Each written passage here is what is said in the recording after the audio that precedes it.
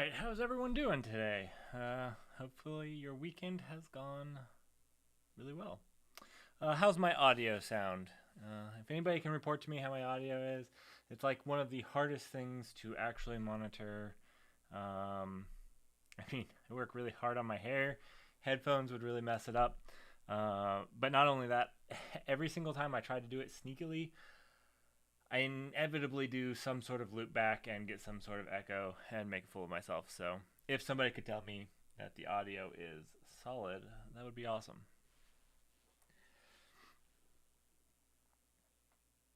Yeah, if you're wondering, I didn't get it up early because I was behind, like usual, a little bit behind on getting ready. So I'll give it just a couple more minutes. See if everybody's joining. Seems like I'm getting some feedback on the audio from my laptop's fan. Hopefully, whenever I get to building my PC, hopefully we can actually build a PC that could stream better than my laptop, because right now my laptop really does struggle with this. But all of its fans are working. I just do my weekly fan check with the stream. All right, well, I'm going to go ahead and get into it. I'm assuming my audio is okay. If it's not, please interrupt me and let me know. All right, so let's jump into the news. I'm going to do something a little bit differently. There is one security thing, but we're going to leave that to later in the stream. We're going to first start talking a little bit about the stream, a little bit about my channel, because I'm sure that some of you are wondering why I haven't released a new video recently. And there's reasons. I consider them good reasons. Whether you think they're good reasons or not is up to you. But so I'm going to talk about those just a little bit before we get into the news, and as well as just a little bit of announcement around July 4th. It's a holiday here in the United States. So first, why haven't you seen any new videos? And the fact is, I'm working on some, and I'm trying to work on some really cool, interesting videos that are taking more time. Actually, this last one was on, it is on Kubeflow. I recorded it. I have recorded it again now. Because I just haven't been happy with it. And to be honest, it's more of I wasn't happy with my recommendations that I was giving to you guys, and really wanted to make sure I had the most solid recommendation, which meant I'd done even more testing on the things that I've stated. Now I'm going to release an interim Kubeflow video where I basically state basically the demographic of Kubeflow projects out there right now as an interim project, because what I wanted to do was I wanted to give some recommendations on running it at home. And running at home has its own set of requirements, and my initial recommendation I've been running, I've actually run a lot of them, and I ran into a problem which I think makes it not viable anymore. So I kind of scrapped the video I already recorded and am working on new, better recommendations. So if you're wondering why I haven't released a video, that's one of the reasons. Another reason is I'm working on a really fun, I'm almost to 1,024 subscribers, and I'm working on a fairly complicated, really fun video for that, because you guys are awesome, and I wanted to do something that was kind of fun to celebrate that and celebrate the stuff that you guys have kind of helped enable me do. So also been working and putting a lot of work into that, because it's going to take me a little while to produce. And then the third boils into what I was going to talk about for July 4th, which is coming up in about a month. I'm working on a little bit of work is really heavy right now, so I don't have a ton of time. And so there's a little bit of, I just don't have as much time as I would like. And that's going to cause a little bit of slower releasing of some videos. So with all of those things combined, I'm sorry you haven't had a new video for like 2.5 weeks now. I'll try to rectify it as soon as I can. All right, then the next thing is I'm going to take the first 2 weeks of July off. There will be no stream. There will be no new videos. I'm just taking some time to hang out with family, so keep that in mind. I'll make another reminder of that as it gets closer, but the first 2 weeks, I just need some time off. I'm going to take some time off from work. I'm going to take some time off from streaming and making videos, and I'm just going to hang out with family and recuperate a little bit. So keep that in mind. All right, so let's get into the news. All right, so at the beginning, instead of talking about the cloud, instead of talking about security, we're going to talk about SSDs and hard drives. I'm kind of excited about it. Like I said, I'm looking at building a PC later this year.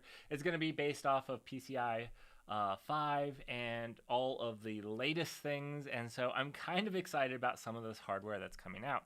Now, this first one is about Samsung and their zoned SSDs. Now, a lot of times you see hardware providers talking about how fast. Well, they don't actually talk about how fast the zone SSD is, but more about how reliable it is. So it will last a lot longer. So it's much more probably a server-side SSD, but it's very interesting and very cool that they're actually putting some emphasis on reliability. And another thing that might benefit from this reliability is things like Chia mining, which we're going to see coming up right here. Team Group is actually making a SSD for crypto mining. So I'm trying to get my hands on one as soon as I can. I actually have, this is another one of the videos that I'm working on. I'm actually working on several videos because all of my videos are taken, I can't just sit down and do them. I'm actually putting forth a lot of effort into them. I'm making the most energy efficient Chia mining bundle ever made. At least that's my goal. Probably somebody's done more than or better than mine, but we're going to have fun and we're going to mine some Chia and we're going to see how fast we destroy that hard drive, and it's going to be kind of fun. But not only are that, they're coming out with DDR5 DRAM here soon. So this might be something we look forward to in our super awesome open source software engineering streaming content creation PC. Ultimate PC. So anyways, this was kind of cool. Haven't seen any DDR5 memory modules coming out as of recently, and so I wanted to show this. And that being said, MVM Express is coming out with version 2. It's been around for 10 years now. And really cool thing coming out with this is network storage protocols is getting really enhanced. So maybe we'll start seeing NVMe or NVM Express NASs coming out, because that would be really cool, because if you could get like 50 gigabit internet, you could almost have remote hard drives in your house, which is something I really would love to do. And then not only is Team Group working on these SSDs that are made for crypto, but it looks like Cerberus is as well with their plot ripper. So these are basically, most hard drives, you're going to void your warranty if you mine a crypto with it, and these are designed in a way so that you don't void your warranty, and that they're actually designed to do it. So anyways, these were some of the pieces of hardware that I saw. I saw them, thought I'd share them with you. If you don't like this and don't want to see this type of stuff in the stream ever again, just let me know in the comments, but give me a thumbs up, because I'm much more likely to listen to your feedback that way. All right, let's get on to our more usual content. The Linux, okay, this is just open source. This is not what I thought was going to be next, but OBS Studio 27 just released, which screwed up some of my stuff as I updated it to it. But I found this, Microsoft Edge. I didn't realize, I think I actually had the same epiphany like 6 months ago that Edge was now on Linux as well. But Edge is on Linux now. So the company behind the most notoriously bad browser has now plugged it on all of the OSs. So I'm going to have to give it a try and see how well it works. Maybe I'll even do a stack up comparing it against all the different browsers on Linux, see which one's best. But I doubt I give up my Chromium or Firefox very quickly, especially to a project like Chrome, or not Chrome, Edge. But we'll see. DockerCon was just done, and it was pretty cool if you could make a DockerCon. I just wanted to go over some of the highlights from the DockerCon, because I think Docker Compose version 2 is really exciting. So if you don't know what Docker Compose is, Docker Compose gives you a really cool way to look at things locally and to run multi-service services locally. So basically, when you have a microservices, generally you have to run several of them, and Docker Compose gives you a nice way to do that locally. The other thing that they have here is the M1 support, as well as scoped personal access tokens and audit log. All of these things I think are really important to the ecosystem and are definitely cool that they got them done. So. All right, so I know I mentioned this last week or maybe a week prior, but Dataplex is a Google product for data warehousing effectively, but not so much as data warehousing, but accessing data. And I think that this is super important because when you're talking about AI and ML, I personally don't like the terminology AI because you don't ever look at a plane and say, hey, look, there's artificial flight. No, the plane is flying. Or, you don't say, look, that person is artificially swimming. No, they're swimming. Just because maybe we weren't designed to do something doesn't mean that it's not the... Anyways, I like machine learning. It's just better terminology. So shame on Google for saying artificial intelligence here. Bad term. No, I'm not actually shaming them. Just my own preference here. Anyways, data is a big thing, and how you access that, how you give access is really important. And I didn't cover why Dataplex was really cool, and I found a blog article from them that really gives you why it's cool, like the freedom of choice, where you can decide where your backend, where your infrastructure is for cost, for speed, efficiency, whatever it may be. It gives you that with consistent control and built-in data intelligence. But there's so much more to this. I'm going to say data fabric, I think is the terminology they use. But as far as security and compliance, this is a really cool tool. And I love to see that a company is actually focusing on this because this is an issue that needs betterly solved. Needs to be solved better than it has chronically been in the past. Oh, this one should have been earlier, but the Optane, Optane and Optane memory seemed so cool, but then I never really heard that much about it. So they're coming out with more Optane hard drives, and so yeah, they're coming out with more. I found that interesting. I would love to get my hands on one just to give it a try and see what it's like, but so far, I've never actually used an Optane memory or hard drive, so we'll see. I had the pleasure of looking at the NSA's webpage. I didn't realize that they designed it in the 1990s and haven't redesigned it. It's just flat HTML, I'm pretty sure. Oh, the reason this is up is I wanted to remember to tell you guys that they declassified the third book. I have this written down somewhere. One second, let me look for it. Okay, I'll come back to it. But they declassified the third book in the guy who wrote about the cryptography. And the third book was sealed because they were worried that it was a national security. Anyway, so they declassified it. So now you can read all three of the cryptography books by that guy, which I can't remember his name either. And as soon as I do, I'll come back to this. But this is why this is up. And I was supposed to look up his name before the stream happened, and I didn't. All right, so this is pretty cool. So Postgres 14 is coming out. Postgres is one of my favorite open source databases. I don't know why so many people use MySQL. Postgres is really cool. And one of the things that it's had for a long time, I used this at least 8 years ago, was their JSON support. And it's gotten better and better and better.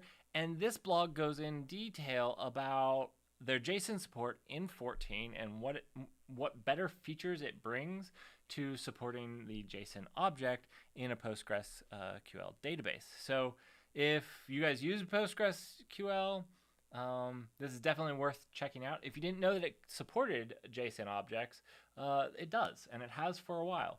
And you should check out this article on the new updates to the JSON 14. Again, after this is done, about 15 minutes afterwards, all the links will be in the description of the video.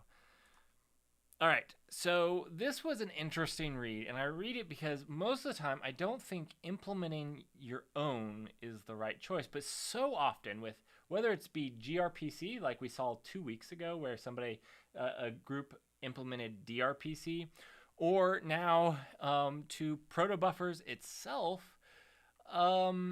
people are finding it that they either need to, want to, or hopefully need to write their own. And this is what these people did. I don't know how to pronounce this company's name. I call it Vitness. I apologize if it's not Vitness. But Vitness developed their own gRPC code generator. So if you don't know what it does, basically it generates a lot of code for you for Go. And when they were moving to V2, they found that it wasn't as performant, and so they rewrote it to be their own Vitness protobuffer. So they compile their own code, write it, and it's basically right here, Go that generates highly optimized, unmarshalling code for. Now this actually is kind of startling to me, because one of the benefits of gRPC and protobuffers is the fact that its marshalling is so good in general. It's not as good as flat buffers, which have no marshalling, but it is very good, and so it kind of surprised me that version 2 had some small bugs in it. Moving on to, but yes, so go ahead and check it out. It's a good read whether you use protobuffers or even care about that anyways, just because they go into detail, and I love blog posts that go into detail about how and why they did things, and that's what is done here. So I really enjoyed it. This is something I've actually complained about for a while. The Cloud Native and the Linux Foundation have always had this training. And honestly, I've never been able to recommend paying for the Linux Foundation's Kubernetes. Now, I'm not saying anything about their other things, but I actually looked through the material of their Kubernetes training, and this is one of the reasons I'm making my own. All of the material was outdated. It had bad practices in it. Some of the things were just actually wrong. And then at the same time, it didn't have any practice exams or exam simulators or anything like this. It was basically just a bunch of reading of a couple of tabs. And I never found it really great. And now they've actually worked to make it better. So I haven't taken it. I haven't used it. So I can't tell you exactly how good it is. But this is definitely a step in the right direction for that piece of exam taking. So they also added a third one. So now there's a Kubernetes Certified Security Professional, or I think that's what it is. There's a security one as well that you can take. So definitely, if you're looking at it, it's definitely a good starting point. And it looks like they're working hard to make it even better. My open source one will be really fantastic, though. So if you're looking for a good one, wait a couple of months and you'll have a good open source one. All right. First, I want to give Kali Linux a huge and offensive security who makes Kali Linux. This is how a blog should be. You can have it light or you can have it dark. We all know dark is better, and you should start with dark, but at least now you don't have to have a plugin to try to mask pages and save power.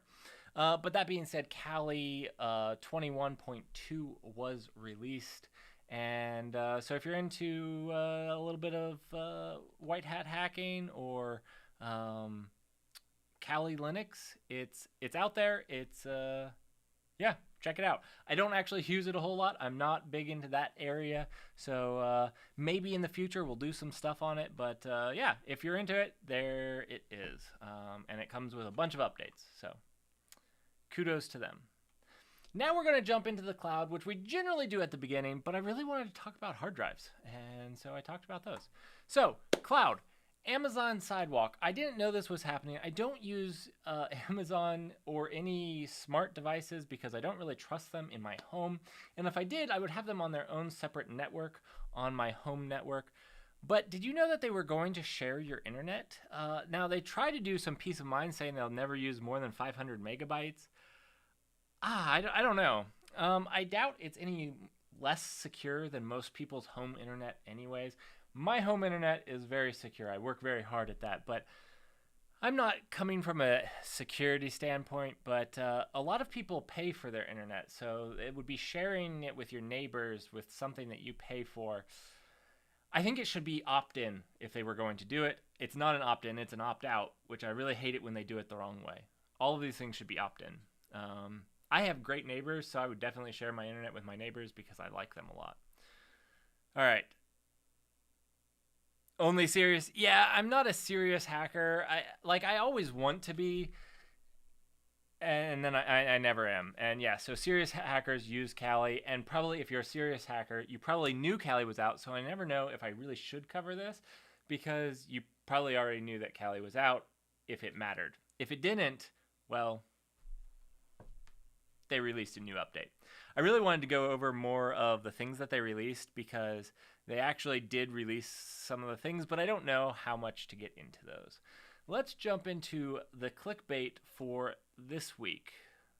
Oh, not that one. This one. Windows big announcement. Now, I have been predicting for the last 2 or 3 years that Windows is actually going to go to open source for their OS. Will it be this year? Probably not.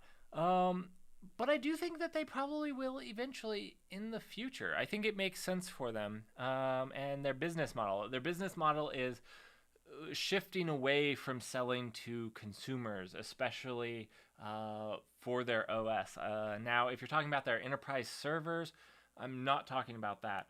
But if you're talking about what people run on their home computers, I'm not sure that Microsoft makes that much money off of it. And I think that they could go to somewhat of an open source license. So I'm hoping, here's hoping, because I think that would be really cool to see such a big code base release. There was so much to learn in that if they did.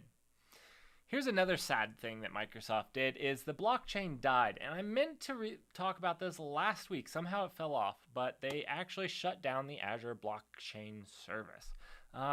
This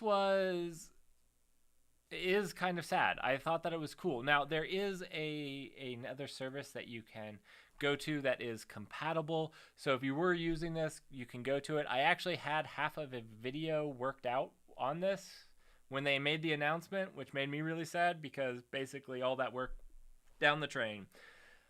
But yep, their blockchain service has shut down.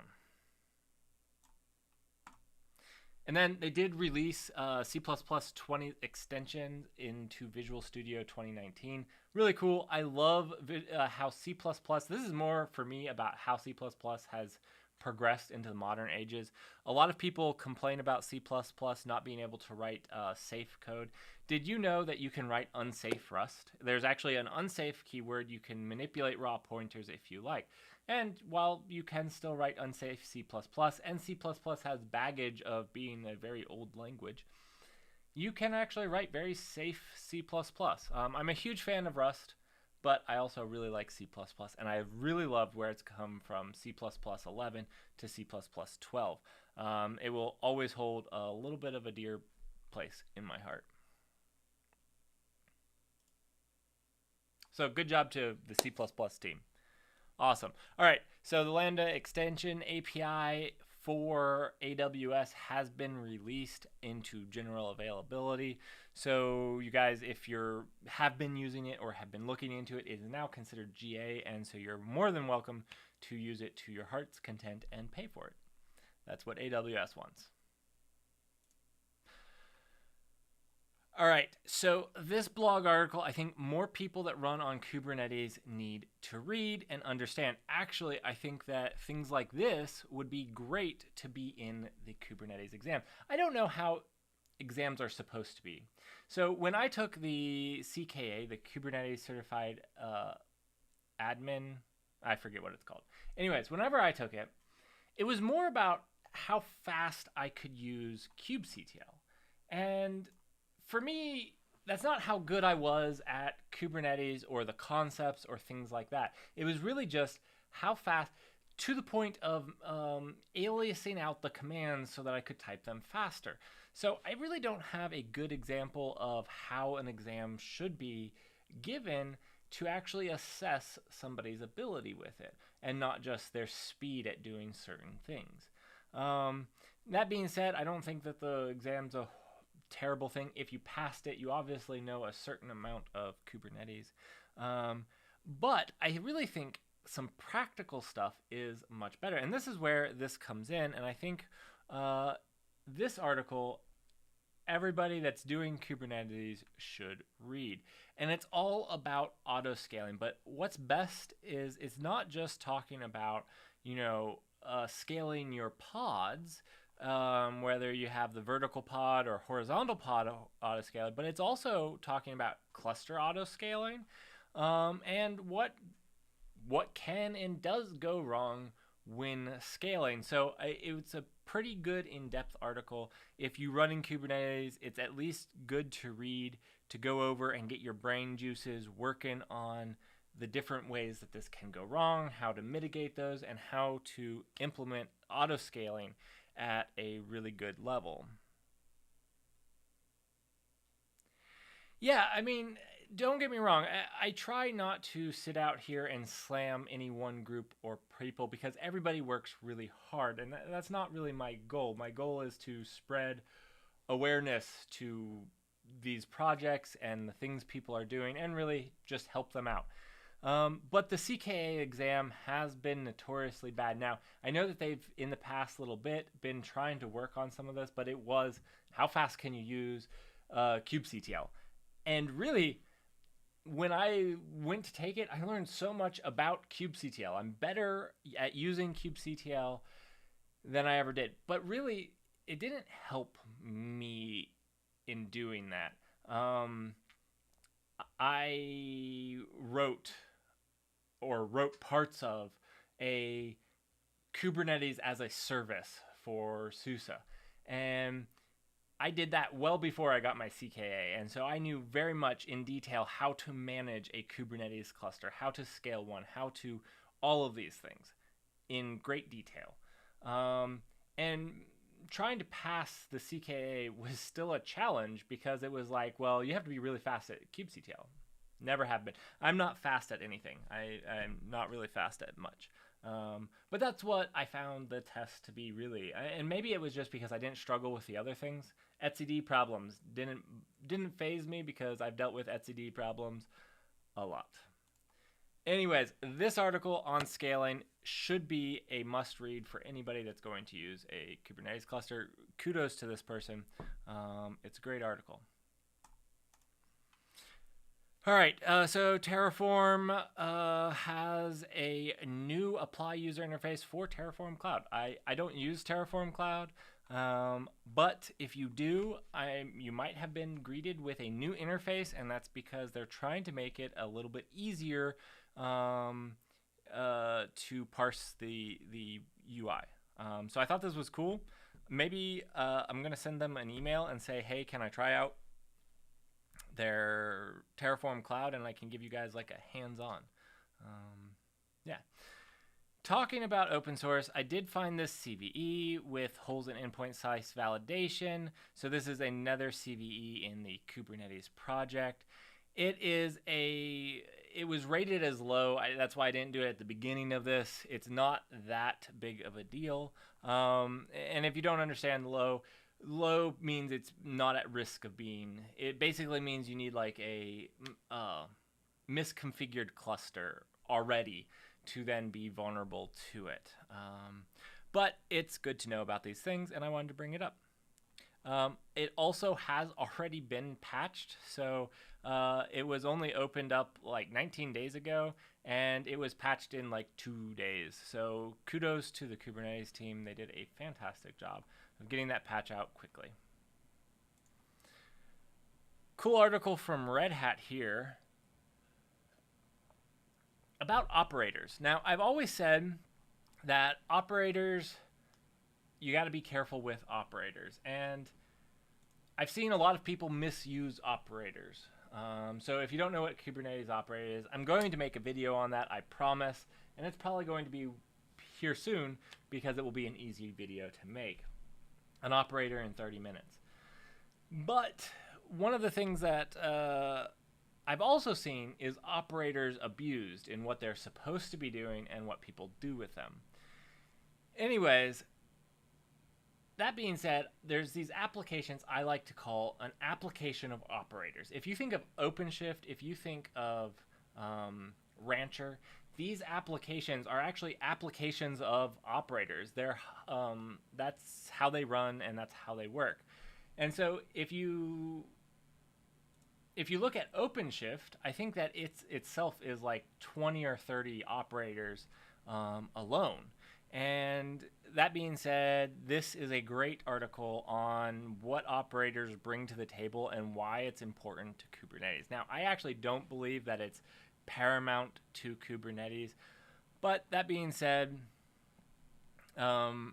if we didn't have the operator framework, we'd have another framework that worked similarly. So anyways, good article from Redhat. Obviously, they use a lot of operators. They probably have hundreds of them at this point. I know that I said that they had 20 or 30 in OpenShift, but they have way more than that across the board. So let's go on to our open source projects.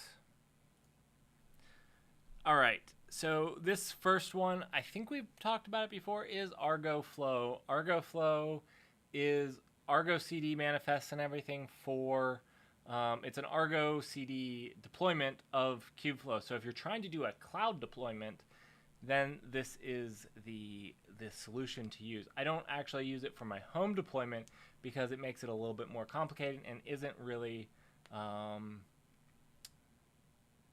the easiest way to do a home, even an enterprise home type of deployment. This one was actually brought up to me by one of the viewers. So thank you for bringing it up, and I'm sharing it. We've talked about GitOps, we've talked about Argo CD and Flux and some of these big ones, but here is a project called KubeStack, which KubeStack looks to do the same things as these other GitOps frameworks that we're talking about. KubeStack is a GitOps framework that integrates Terraform and customized to bring the benefits of frameworks to teams building infrastructure automation for Kubernetes. So basically, yeah, if you guys are interested into this, KubeStack looks to be a much simpler version of Argo CD or Flux. Maybe doesn't have all the bells and whistles, but it looks like if you're comfortable with Terraform, you'd be comfortable with KubeStack. So if you want an introduction to GitOps and how it's awesome and powerful, you should definitely do this. They have a good little demo and everything that you can look at. So it's really well documented. All right, so basically, KubeMQ. KubeMQ is fun to say, but not only that, is a great messaging backend. So a lot of people know what like RabbitMQ and that is, which is a messaging framework. And KubeMQ basically brings it to the Kubernetes edge, so you can use this. I think actually KubeEdge, which is a edge clustering technology we could talk about in the future if you guys want, uses KubeMQ. It at least uses something like RabbitMQ for messaging. And so yeah, definitely check it out if you need a message broker. If you don't need a message broker, you don't need to worry about KubeMQ. All right, Go Prisma. What is Go Prisma? It is a Go wrapper for the Prisma engine. If you don't know what that is, basically it allows you to use a database like a GraphQL API. And I've talked about GraphQL APIs. If you haven't used one before, check out GitHub's GraphQL. They actually have a little page where you can try it out. I'll actually put that link in the description below, where you can write your GraphQL query and it will return real live data. And if you're logged in, it actually returns, you can get your own live data. Really cool. And so basically the Prisma engine allows you to do this to a database. So basically it sits on top of the database and allows you to treat it like a GraphQL database.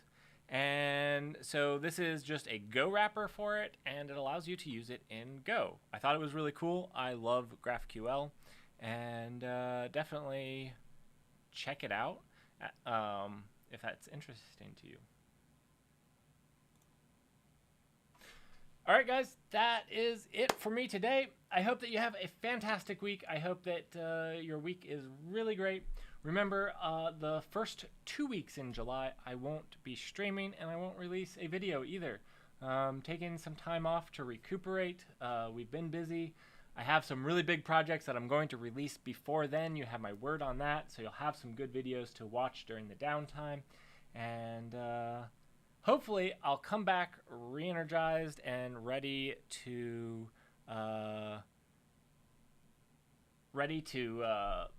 bring you some even better content. Maybe I'll even update the stream so it doesn't look like a 5-year-old made it, even though I'm not very good at the stream technology. Yeah.